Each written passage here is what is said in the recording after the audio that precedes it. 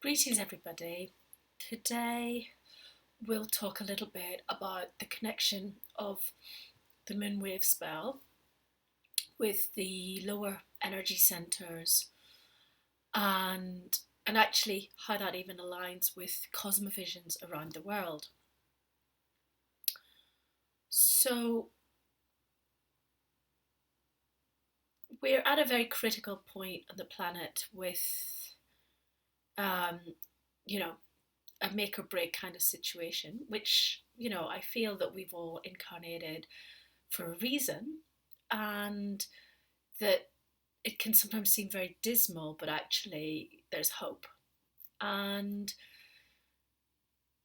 we have brought with us an amount of accumulated traumas that carry down our genetics, and this is the study of epigenetics, is this inheriting of traits and values and wounds that have been held by our ancestors. And also we have our own patterns and blockages and traumas that have come to us in this lifetime. So it's easy enough to say that a lot of people feel pretty traumatized on the planet. And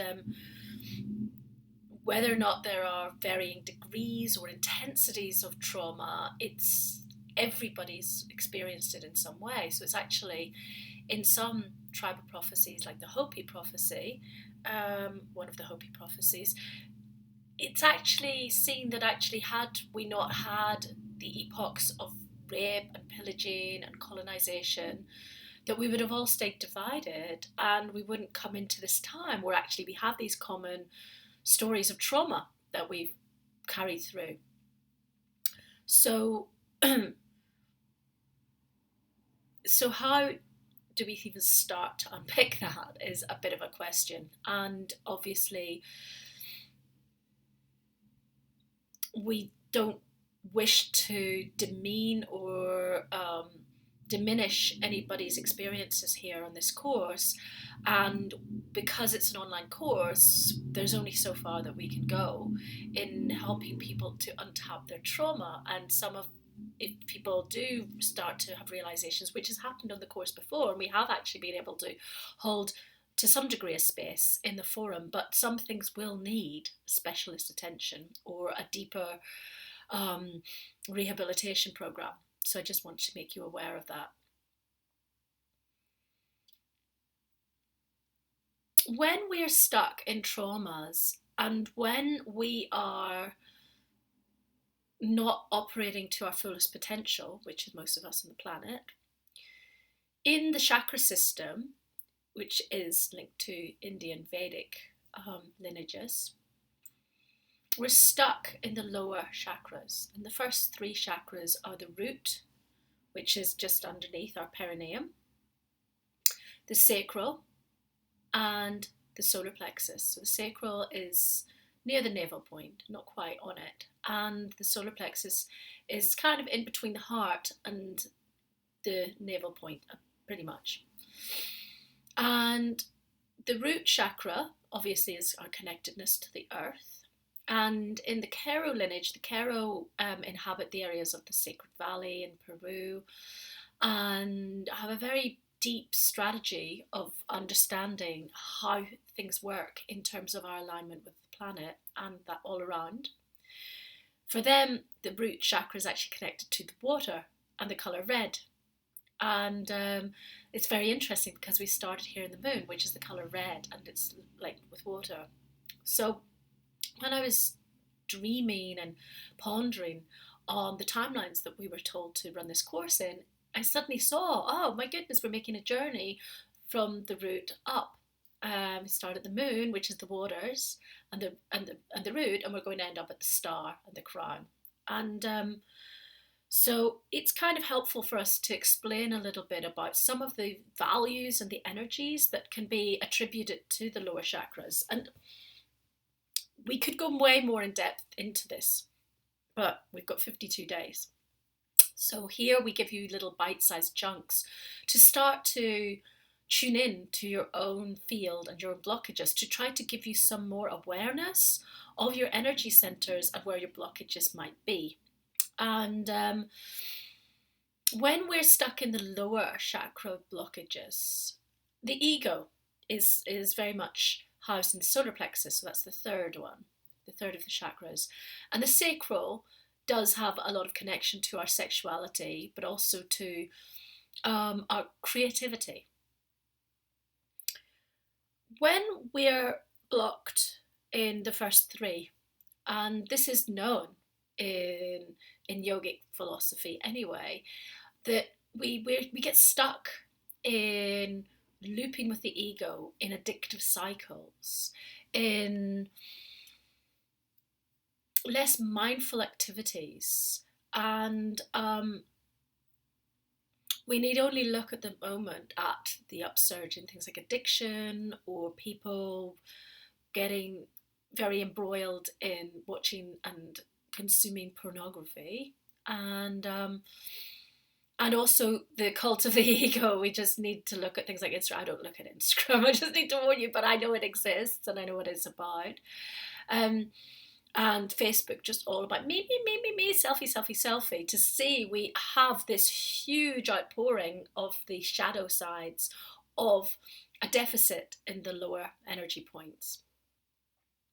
So we've got a lot there to work with in the first 13 days, because addictive cycles, not eating so well, being kind of caught up in a loop about me, or thinking that we need to spend a lot of time on our public persona in a really big way, and feeling locked in cycles is really the first three energy centers, which should all be dealt with in this week of this 13 days of the moon.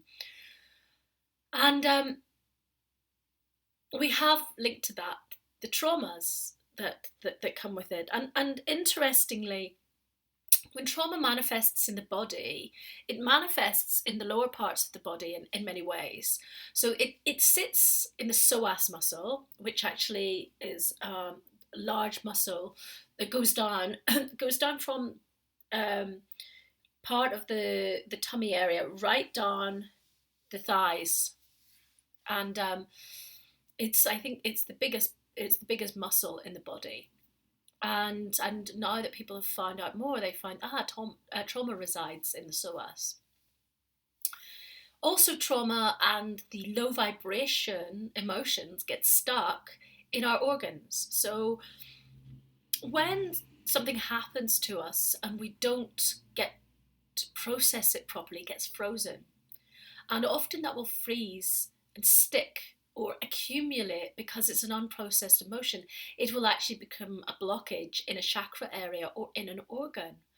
And as we get more and more out of whack with things and the trauma doesn't get dealt with, we often get manifestations of illness or emotional upsets linked to those body centers. So they say that anger is stored in the liver and fear is stored in the kidneys. And when we start to release our traumas, working with things like the psoas muscle, working with the liver and kidneys, we can start to clear the overwhelm that comes in with unprocessed trauma. So in this section, we're going to I'm going to share with you some videos that I've made for other courses, but we've never done it in this way, where we're moving through in such an exciting way through the whole system in a series of 52 days with these exercises. So we'll be giving to you TRE, which is some exercises to help to release trauma from the psoas muscle. And yeah, I think we're going to give you some recapitulation exercises as well. And I think we're going to give you some root breathing, just to help you to understand how to actually engage with your breath from the root up.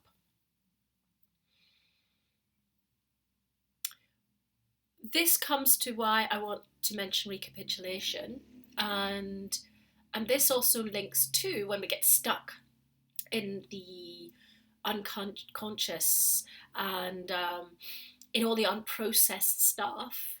And this can become synapses, which you may have heard of, which in trauma theory are when we kind of got a short circuit, which makes us default to a lower vibration pattern than what was truly ordained for us by coming into this earth. And so when we have to rewire synapses, because if you imagine that something gets a faulty program gets brought in because of unprocessed trauma, we often default to that because our system doesn't know how to get into the healthy neural pathway. And as we go deeper into the course, we will assist you to understand more about those wirings and how we can start to call it in a higher vibration way of being. But for now, I'm talking to you with possibly a very overwhelmed system about some very easy techniques that we can use to start to give you a bit more boot up energy. Because what's happening is on the planet, lots of people are not fulfilling their potential because they're stuck, and they're stuck in these lower centers. So they're bringing in a lower vibration of partner, a lower vibration of law of attraction, lower vibration lifestyle than they really could be, because they have all these defaults to stick them in faulty wiring. They have anger, they have grief, they have rage, they have fear, and then they have this tendency to keep defaulting to what the synapse has created rather than what they could be bringing in. And this comes to, again, this connection of the moon to the unconscious, because it very much is. And the moon and the waters really are seen to govern our unconscious. And it is said that over 90% of what we bring into our lives is what our unconscious attracts. And our unconscious is, again, that which is kind of submerged to the lower realms and not processed. And when something isn't processed, it can go into our dream state, but it also goes into our unconscious way of attracting things. So sometimes a person in their day-to-day is thinking, oh, I really want to attract in a new partner or something. But actually, because they've got unprocessed traumas from last partners, they might be going through the motions, but there's a big energy that's just like, do not come near me. Do not come near me. I do not want to interact with you, because the synapses, the fear, the unprocessed trauma has not been dealt with. So they can think they're saying everything. They're going on Tinder, whatever people do. They go out for dates, but actually every time they go for a date, they're just giving off this signal like, go away. Okay, so people are constantly doing things like that. And create a dissonance in their own field, and then they create a conflict which makes them feel imbalanced. And then, of course, things like feelings of shame or not being good enough, I've tried my best, I've been going on Tinder, nobody wants me, come up. But actually, the world is giving them a sign: you haven't dealt with this stuff, please deal with it. It's going to keep whacking you in the face. So please do, over this 13-day cycle, map what is coming in your law of attraction. This is what's the mirror. And if you ask in this cycle, please show me, it might not be easy, but you've got some tools to start to make a bit of a dandelion route, as we call it, but we like to call it the lotus route in our thinking. You start to be able to realize why the roots and the murkiness hold actually a key to who you're going to be and who you're going to grow into and who you already are, but you just haven't realized it yet. So we have a tendency to try and push these things away in this life and in society, to not want to confront this stuff. But as we're in a constellation together, I really encourage you to share your stories. You don't have to share the really full-on ones if you feel very just shy about it. You can, within reason, and we'll say when, you can. Sometimes we've had people on these types of courses before who've talked to one of the course hosts, before sharing with the group, so to get confidence up. And we're not opening this, this is not, you're seeking us for therapy. This is occasionally, if it's a preempting of sharing it with a larger forum, to just sound something out, because sometimes it can be daunting. And we're not encouraging you to feel unsafe, but actually when we come into these constellations, many of us have a mirror or a key for each other. I have to say personally that as I have engaged more with recapitulation, where I've worked regularly with trauma release exercises, and of course with the breath work that I do, my life is so much less dramatic in a really beautiful way. And over the years, I used to be, I was qualified to be a drama teacher at a young age. And I definitely used to have more drama in my life. And I think that some of it also is that our souls want lessons and we put ourselves up for really stupid stuff just to get the lessons and the teachings. And this is a part of our evolution. But there comes a time where I'm really sick of this drama. I'm really sick of it always being a bit of a chaos around something. Why can things not go right? And this is where the key lies in starting to work with the lower centers. Often as well, we're leaking energy. And this is a really important thing for anybody who's in therapy or gives therapies or assists in healing facilitation in any way. When we don't have control of our lower centers, which is spoken about greatly in yogic philosophy, we start to leak energy. And so it's really important to start to gain control of your pelvic floor. And there are exercises called the root lock, the Mula Bandha, which really help with that. And when we start to control our lower centers, we start to basically create, there's basically a grunti, a lock that we're born with that resides in our lower areas. And in the yogic way of thinking about things, we are here to lift that lock, because actually the Kundalini energy isn't flowing. Our life force energy is not flowing adequately. And that's why we reside in these lower frequencies and addictive and egoic tendencies. And sometimes we can be stuck in the monkey mind and just overthinking. And rather than being more in a state of being, which it takes up, these things take up a lot of our system boot up memory. And just think, if we free from all these things, how amazing it can be, because we get this stillness of the mind and we don't think so much. And actually it just gives us time to bring the right things into our life without even really thinking about it. So we are constantly making ourselves sick and tired because all of these things are just creating loads of extra energy for our body and our mind, okay, and our spirit. And all this time and energy spent on retracting in the wrong stuff. So please do share where you see, I've been retracting the wrong things.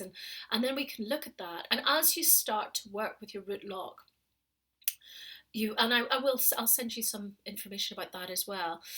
You'll start to realize, because once you clean that, that means that your energy can rise and fall more graciously. It's just amazing what happens, because when we're not stuck in those centers, we stop being so preoccupied just about our little things that aren't really that important. And these kind of more neurotic ways of being, because this and the majority of the planet's population are stuck in these little rat wheels, just bringing in a low vibration law of attraction. So just think how amazing it could be if we start to become more of a master of our unconscious and start to have a regular cleaning pattern where we can clean every day what has come into our field, and anything that has a negative charge, where it's a historic thing or even it happened that day, but it may be a pattern that's evolving. And if we find it's got a negative charge, it's got a negative feeling for us, to just change our relation to that. And that's what we do with recapitulation, is that we start to go, because we're giving energy away to that. And as we continue to give energy away to it, it means we're not in our own free flow of energy, and we're creating, again, a faulty circuitry. So that's quite a few little things to share with you. We're going to send you the techniques, and I really encourage you to get started with those and to work on those in this first 13 days and throughout. I mean, I work with these every day. And and just what it will do for you, because if you have higher level traumas as well, If you're running around like most of the planet's inhabitants, like a headless chicken, and totally in overwhelm, and just self-medicating with things like coffee and sugar and cigarettes and whatever, always just to keep yourself semi-regulated, you're just always on peak alert in your system. And this is not serving you, and it's not going to help you to calm your system to come into a healthy way of actually surrendering to the higher codes. And this is something about the moon as well. The moon is about us starting to open up to the possibility that we are something higher, and we're higher transmitter and receiver consciousness. And the moon is the first step in that journey. And it's actually then met an octave higher with the warrior, which is a conduit for cosmic consciousness. When I say an octave higher, 8 signs later, it reaches that, so it evolves. And the moon is like the first step.